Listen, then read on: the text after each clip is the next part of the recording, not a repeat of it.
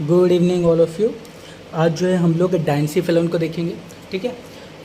और मैंने जो है आप लोगों को कल मैंने temporal lobe, parietal lobe, occipital lobe, frontal lobe, इन सब के बारे में मैंने बताया था। उनके एरियाज़ के बारे में बताया था कि कौन से एरिया किसके लिए रिस्पॉन्सिबल होते हैं, किस फंक्शन के लिए, किस पर्पज़ के लिए रिस्पॉन्सिबल होते हैं। तो मैंने आप लोगों को ये सब पार्ट 8 में मैंने बता दिया था, ठीक है। तो आज हम लोग जो है डायंसीफेलोन को देखेंगे। अब डायंसीफेलोन को देखने से पहले जो है मैंने आप लोग को बता दिया कि डायंसीफेलोन में 3 चीज़ें आती हैं। एक आता है क्या, एक आता है आपका एपिथैलेमस, दूसरा आता है थैलेमस और तीसरा आता है हाइपोथैलेमस, ठीक है। अभी इसको समझते हैं। अभी देखो, जैसे कि मान के चलो आप एक रूम पे बैठे हो, ठीक है। रूम पे जिस पे आप बैठे हो, मतलब सपोज़ आप ज़मीन पे बैठे हो, तो आपका वो फ्लोर कहलाएगा, राइट। रूम के जो ऊपर होगा वो आपका रूफ़ कहलाएगा, मतलब छत का हिस्सा कहलाएगा। और जो आपकी दीवारें होगी, ओके, वो आपका क्या कहलाएगा, आपका लेटरल वॉल कहलाएगा, राइट, ठीक। तो उसी तरह हमारा डायंसीफेलोन एक रूम की तरह होता है सपोज़। तो ये जो ऊपर का जो हिस्सा होता है, ऊपर का हिस्सा, ये आपका फ्लोर कहलाया जाएगा, ये आपका रूफ़ कहलाया जाएगा, ठीक है। ऊपर का हिस्सा क्या कहलाया जाएगा, रूफ़ कहलाया जाएगा। और इसी रूफ़ के ऊपर एक छोटा सा पी लाइक स्ट्रक्चर होता है जिसको कहा जाता है पीनियल ग्लैंड, ठीक है। ये जो लेटरल वॉल होती है, यहाँ पे ये जो लेटरल वॉल होती है, ये आपका कहलाया जाता है थैलेमस। क्या कहलाया जाता है, थैलेमस कहलाया जाता है। और ये जो ऊपर का जो रूफ है, ये वाला कहलाया जाएगा आपका एपीथैलेमस। क्या कहलाया जाएगा, आपका एपीथैलेमस, ठीक है। और जो नीचे का जो ये जो नीचे का जो हिस्सा है, मतलब फ्लोर जो है, वो आपका कहलाया जाएगा हाइपोथैलेमस, ठीक है। क्या कहलाया जाएगा, आपका हाइपोथैलेमस, ठीक है। अब इसको समझते हैं। अब यहाँ पे देखो, मैंने आप लोगों को बता दिया कि एपीथैलेमस के ऊपर जो होगा, मतलब आपके रूफ जो होगा, जो रूम होगा, रूम का जो ऊपर का हिस्सा रूफ कहलाएगा। और उसी के ऊपर एक छोटा सा पी लाइक स्ट्रक्चर होता है जिसको कौन सा ग्लैंड कहा जाता है, पीनियल ग्लैंड कहा जाता है। जो लेटरल वॉल होती है आपके रूम की, वो आपका थैलेमस कहलाएगा। और जो फ्लोर होता है वो हाइपोथैलेमस कहलाएगा। हाइपो मीन्स नीचे, समझो ऐसा, तो वो फ्लोर पे रहेगा हाइपोथैलेमस, ठीक है। चलो, अब ये इसी हाइपोथैलेमस से एक इन्फेंडिबुलम इस तरह से आता है, ठीक है। और इसी इन्फेंडिबुलम से एक इस तरह से स्ट्रक्चर होता है जिसको कहा जाता है क्या, आप लोग को पता ही है, पिट्यूटरी ग्लैंड, ठीक है। तो पिट्यूटरी ग्लैंड जो होती है वो इस इन्फेंडिबुलम से जुड़ी हुई रहती है, ओके। और इस इन्फेंडिबुलम से जुड़ी हुई रहती है और इस तरह से लटकी रहती है, या फिर कह सकते हैं कि इन्फेंडिबुलम से कनेक्टेड रहती है।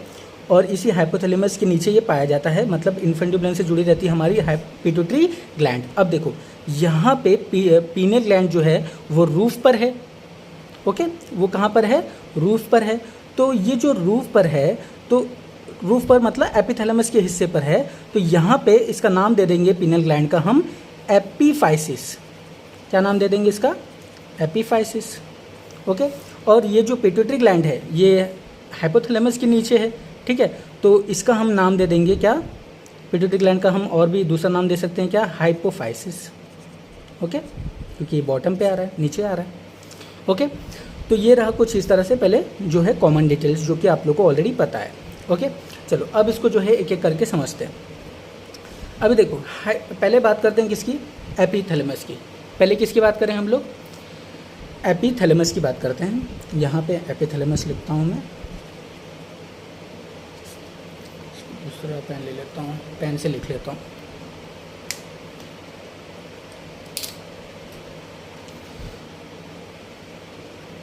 तो ये जो एपीथैलेमस है, इसके बारे में पहले बात करते हैं। देखिए, एपीथैलेमस जो है वो, इसके बारे में लिख दूँ मैं, ये रूफ ऑफ क्या कहलाया जाएगा, रूफ ऑफ डायंसीफेलोन कह देंगे इसको, ठीक है, रूफ ऑफ डायंसीफेलोन, ओके। और इसके बारे में क्या लिख सकते हैं हम लोग, it contains what, it contains pineal gland, right.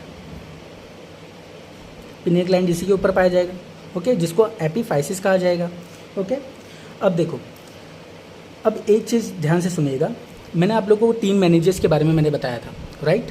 उस 3 मेनिंजेस में जो, देखो 3 मेनिंजेस कौन कौन से थे, ड्यूरा मैटर था, राइट, बीच का जो है एरेक्नॉइड मैटर था, और जो लास्ट वाला, जो इनर साइड वाला मेनिंजेस था वो कौन सा था, पाया मैटर था। तो पाया मैटर से हमारा ये एपिथैलेमस ना एकदम एनक्लोज होता है, एकदम चिपका हुआ रहता है, ठीक है। तो जब वो चिपका हुआ रहता है मतलब एपिथैलेमस जैसे ही पाया मैटर से एक एनक्लोज स्ट्रक्चर बना लेता है, कुछ इस तरह से एक प्लिक्सक्स स्ट्रक्चर बना लेता है। क्या बना लेता है, एक प्लिक्सक्स बना लेता है, और उसी प्लिक्सक्स को हम कहते हैं एंटीरियर कोरॉइड प्लिक्सक्स, एंटीरियर कोरॉइड प्लिक्सक्स कहा जाता है, ठीक है।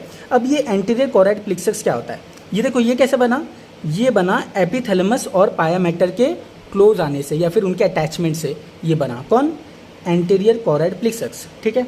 अब ये जो एंटीरियर कोरॉइड प्लिक्सक्स है इसका काम क्या होता है, यही तो सिक्रीट करता है क्या, CSF, याद रखिएगा। CSF बोले तो सेरेब्रोस्पाइनल फ्लूइड, सेरेब्रोस्पाइनल फ्लूइड, ठीक है। यही तो सीक्रेट करेगा, यहीं से ही बनता है, याद रखना। अगर पूछा जाए कि प्रोडक्शन कहाँ से होता है या सिक्रेशन कहाँ से होता है सेरेब्रोस्पाइनल फ्लूइड का, तो बताइएगा एंटीरियर कोरॉइड प्लिक्सक्स में, ठीक है। वैसे पोस्टीरियर कोरॉइड प्लिक्सक्स भी होगा, वो मैं आगे चल के आगे वीडियो में जब हम लोग बनाएंगे, मतलब जब आगे इसके बारे में स्टडी करेंगे, मेडुला ऑब्लिंगेटा के बारे में स्टडी करेंगे, इस सब के बारे में स्टडी करेंगे, तो हम लोग पोस्टीरियर कोरॉइड प्लिक्सक्स के बारे में बात करेंगे, ठीक है। तो अभी जो है, अभी ये एंटीरियर कोरॉइड प्लिक्सक्स कैसे बना, एपिथैलेमस और पाया मैटर के कॉम्बिनेशन से या उनके अटैचमेंट से एक प्लिक्सक्स बन जाता है जिसका नाम है एंटीरियर कोरॉइड प्लिक्सक्स कहा जाता है, और यही CSF को सिक्रीट करता है या फिर प्रोडक्शन करता है, ओके। तो प्रोडक्शन या फिर सिक्रीशन यही करवाता है कौन, एंटीरियर कोरॉइड प्लिक्सक्स, ठीक है। ये इंपॉर्टेंट है। तो ये रही बात किसकी, एपिथैलेमस की, याद रखिएगा, ओके। अब बात करते हैं क्या, अब बात करते हैं थैलेमस की, ठीक है। थैलेमस की बात कर लेते हैं। थैलेमस देखो, थैलेमस को क्या कहा जाता है, एक रिले सेंटर होता है, याद रखिएगा। पहली बात क्या होता है, ये एक रिले सेंटर होता है। अभी मैं इसके बारे में बताता हूँ। ये क्या होता है, रिले सेंटर होता है। और ये जो थैलेमस होता है, ये जो थैलेमस होता है, ये आपका क्या है, लेटरल वॉल है ना। क्या है ये, पहली बात लेटरल वॉल है किसका, डायंसीफेलॉन का, ओके। जो आपकी दीवारें होती है रूम की, ओके, वो आपका क्या कहलाया जाएगा, थैलेमस कहलाया जाएगा, ऐसे समझ लो। तो ये क्या होता है, रिले सेंटर होता है। अब इसको समझते हैं। रिले सेंटर का मतलब ये होता है, देखो ये ना एक तरीके का क्या करता है, एक तरीके का जो भी देखो, जो भी ऑर्गन से, टिश्यू से सिग्नल इनपुट आता है, ओके, सिग्नल इनपुट आता है, कोई भी ऑर्गन, टिश्यू, मसल, जो भी जहाँ से भी सिग्नल्स आते हैं, ये उसको कैप्चर करता है थैलेमस। ये उसको क्या करेगा, कैप्चर करेगा, और कैप्चर करके जो है वो किसको दे देगा, ब्रेन के अलग अलग हिस्से या अलग अलग पार्ट्स में दे देगा। टेम्पोरल लोब में दे देगा, पैराइटल लोब में दे देगा, ऑक्सीपिटल लोब में, हर एक लोब्स में या फिर हर एक हिस्से में, हर एक ब्रेन के हिस्से में ये पहुंचा देता है सिग्नल, कौन, थैलेमस, ओके, ठीक है। और फिर ये क्या करता है, जो भी मोटर न्यूरॉन्स होते हैं, क्योंकि आप लोगों को पता है कि जो सेंसरी न्यूरॉन्स होते हैं वो हमारे ऑर्गन से ब्रेन पर जाते हैं, और जो मोटर न्यूरॉन्स होते हैं वो ब्रेन से फिर ऑर्गन्स पे जाते हैं। यही होता है ना, सेंसरी न्यूरॉन्स और मोटर न्यूरॉन्स। तो जो मोटर न्यूरॉन्स अब होते हैं वो क्या होते हैं, वो भी जितने भी मोटर न्यूरॉन्स होते हैं वो सबसे पहले इस थैलेमस से एडवाइस लेंगे या थैलेमस से सजेशन लेंगे, भैया हमको जाना कहाँ है, किस ऑर्गन टिश्यू पे जाना है कि हम जो है उसको सिग्नल दे सके, ठीक है। तो मोटर न्यूरॉन्स क्या करेगा, मोटर न्यूरॉन्स भी जो ब्रेन के हिस्से से आएगा वो थैलेमस उसको कैप्चर करेगा और जाके जो है पर्टिकुलर ऑर्गन्स या टिश्यूज़ पर उसको ट्रांसफ़र कर देता है, ठीक है। ये थैलेमस बताएगा तुमको भैया लीवर पे जाना है, तुमको जो है किडनी पे जाना है, तुमको जो है इसके टिश्यू पे जाना है, इस सेल्स पे जाना है, इस थाइमस ग्लैंड पे जाना है, जो भी है, इस यूरिनरी ब्लैडर में जाना है। तो जो भी ऑर्गन टिश्यू जो भी है स्पेसिफिक, वो यही थैलेमस ही उसका रास्ता बताता है उस सिग्नल इनपुट का, ठीक है, ये याद रखिएगा। तो थैलेमस एक तरीका का क्या है, जैसे कि हम लोग रास्ते में जाते हैं, कभी कभी हमारे जब सपोज़ जब गूगल मैप का ज़माना नहीं था तो क्या करते थे हम लोग, किसी से पूछ कर लेते थे ना, भैया यहाँ ये वाला रास्ता बता दीजिए, भैया यहाँ पे जाना है, राइट साइड मुड़े कि लेफ्ट साइड मुड़े, इस तरह से डायरेक्शन पूछते हैं ना हम लोग, तो कोई ना कोई तो बता देता था, ठीक है। उसी तरह थैलेमस भी वही काम करता है। थैलेमस एक रास्ता बताने का काम करता है कि आपको सिग्नल इनपुट इस डायरेक्शन पे करना है, इस जगह करना है, ठीक है। तो ये काम कौन करवाता है, थैलेमस करवाता है, ठीक है। चलो अब जो है हम लोग हाइपोथैलेमस पढ़ेंगे। तो हाइपोथैलेमस यहाँ पे आप लोगों को पता है कि बहुत ही ज़्यादा इम्पॉर्टेंट है। तो यहाँ पे मैं लिख देता हूँ एंडोक्राइन सिस्टम ऑफ हाइपोथैलेमस।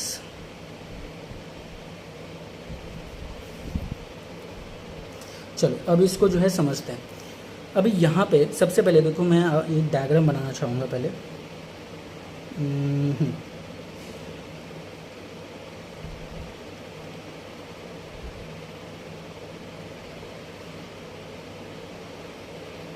ठीक,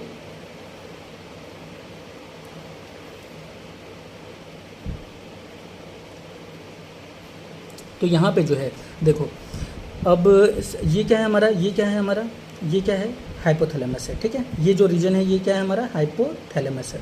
ओके, हाइपोथैलेमस है। ये क्या है हमारा, ये जो कनेक्ट करता है हाइपोथैलेमस और पिट्यूटरी ग्लैंड को, ये अब हमारा क्या है, इन्फंडिबुलम। ठीक है, और ये क्या है, पिट्यूटरी ग्लैंड है। ठीक है, ओके, अब इसको समझते हैं। चलो अब देखो, यहाँ पे सबसे पहले हाइपोथैलेमस की बात करें। इसी हाइपोथैलेमस में ना बहुत सारे क्या होती है, न्यूक्लियाई होती है, जिसको ग्रुप ऑफ सेल बॉडी कहा जाता है। क्योंकि मैंने आप लोगों को जब पढ़ा रहा था कि न्यूक्लिया, नर्व फाइबर, ट्रैक्ट, ये सब जो पढ़ा रहा था ना, तो मैंने आप लोगों को पढ़ाया रहूँगा कि न्यूक्लिया जो होता है वो ग्रुप ऑफ सेल बॉडी होता है सीएनएस में। ठीक है, तो जो न्यूक्लिया होता है ग्रुप ऑफ सेल बॉडी होता है सीएनएस में। ओके, और इसी ग्रुप ऑफ न्यूक्लियाई को हम एक नाम से जानते हैं, जिसका नाम क्या कहलाया जाएगा, हाइपोथैलेमिक न्यूक्लियाई। ठीक है, क्योंकि न्यूक्लियाई, ग्रुप ऑफ न्यूक्लियाई किसका है, हाइपोथैलेमस का, तो हम इसको नाम दे देंगे हाइपोथैलेमिक न्यूक्लियाई दे देंगे। ओके जी, क्या नाम दे देंगे इसका, हाइपोथैलेमिक न्यूक्लियाई दे देंगे नाम। ओके, अब यही हाइपोथैलेमिक न्यूक्लियाई, याद रखिएगा, यही हाइपोथैलेमिक न्यूक्लियाई जो है वो न्यूरो हार्मोन्स बनाता है या न्यूरो हार्मोन सिक्रीट करता है। क्या करता है ये मैं यहाँ पे लिख देता हूँ, यहाँ पे लिख देता हूँ यहाँ पे। ये न्यूरो हार्मोन्स क्या करता है, सिक्रीट करता है।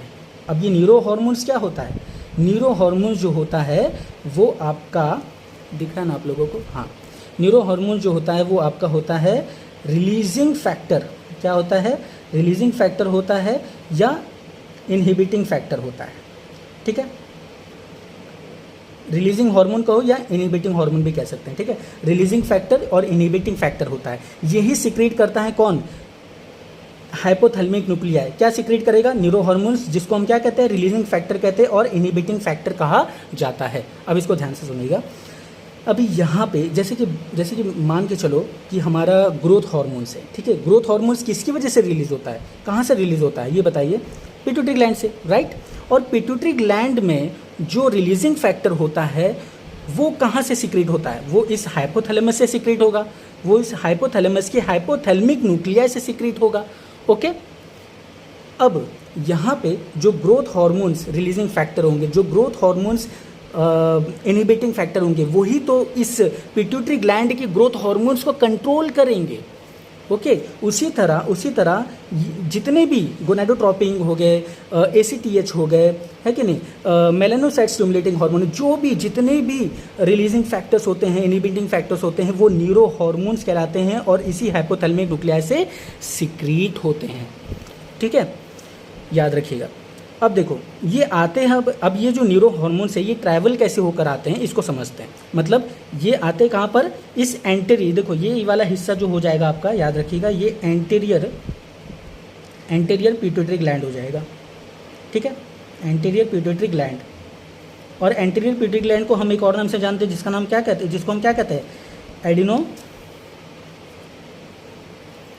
Adeno hypophysis. Okay, adeno hypophysis कहेंगे।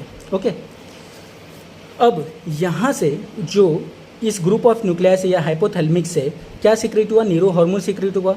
ठीक है, और ये कैसे आएगा, ये आएगा ब्लड वेसल से आएगा। कैसे आएगा, ब्लड वेसल से, वो भी किससे, वीन से आएगा। अभी वो भी कौन सा वीन्स, पोर्टल सिस्टम। किससे आएगा, ये पोर्टल सिस्टम से आएगा। अब पोर्टल सिस्टम क्या होता है, मैंने आप लोगों को ये भी बताया था। पोर्टल सिस्टम, सर्कुलेटरी सिस्टम में मैंने बताया रहूँगा आपको। पोर्टल सिस्टम क्या होता है, पोर्टल सिस्टम ऐसा सिस्टम होता है या ऐसा वेसल्स होता है इस तरह सा कि कैपिलरी से शुरू होता है और कैपिलरी में ही ख़त्म होता है ये। मतलब मान के चलो ये बहुत सारी कैपिलरी है। ठीक है। और इसी कैपिलरी से क्या बना, वीन्स बनता है कि नहीं, इसी कैपिलरी से क्या बनता है, वीन्स बनता है, और फिर से वीन्स से क्या बन जाएगा, फिर से कैपिलरी बन जाता है, राइट। और इसी को पोर्टल सिस्टम कहा जाता है। एक डेफिनेशन तो ये है किसका, पोर्टल सिस्टम का। और दूसरा डेफिनेशन पोर्टल सिस्टम का क्या होता है, दूसरा डेफिनेशन जो पोर्टल सिस्टम का होता है वो ये होता है कि कोई भी वीन्स अगर हार्ट के, डायरेक्ट हार्ट के अलावा किसी और ऑर्गन्स पे अगर चली जा रही है, जैसे कि बात करो हेपेटिक पोर्टल सिस्टम की, तो हेपेटिक पोर्टल सिस्टम जो होता है सबसे पहले लीवर पे जाएगा, फिर जाके वो लीवर से हार्ट पे जाता है वो वीन्स, ठीक है। उस वीन्स को हम क्या कहते हैं, हेपेटिक पोर्टल्स वीन्स कहते हैं, या हेपेटिक पोर्टल सिस्टम कहा जाता है, राइट। उसी तरह ये भी एक तरीके का, इस वीन्स को, इस पोर्टल सिस्टम को हम क्या नाम देंगे, इस पोर्टल सिस्टम को हम नाम देंगे, यहाँ पे लिख देता हूँ मैं, इस पोर्टल सिस्टम को नाम देंगे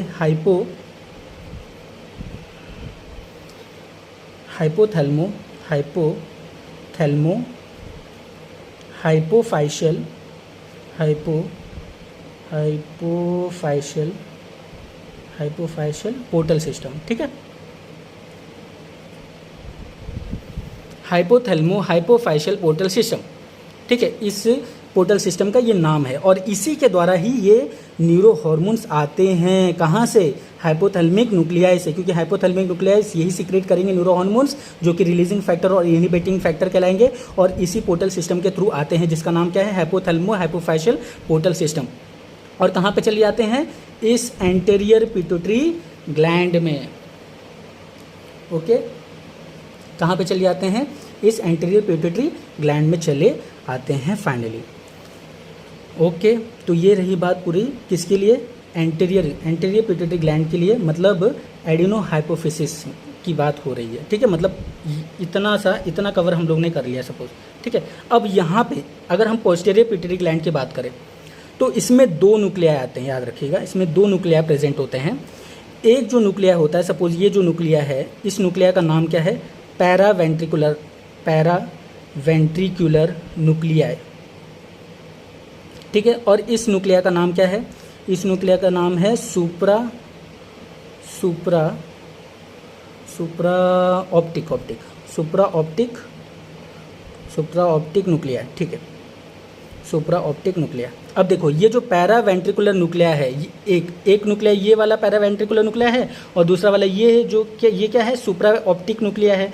अब इसी पैरावेंट्रिकुलर न्यूक्लियाई से, मैं दूसरे पेपर पर बना लूँ क्या, चलो इसी में समझा लेता हूँ।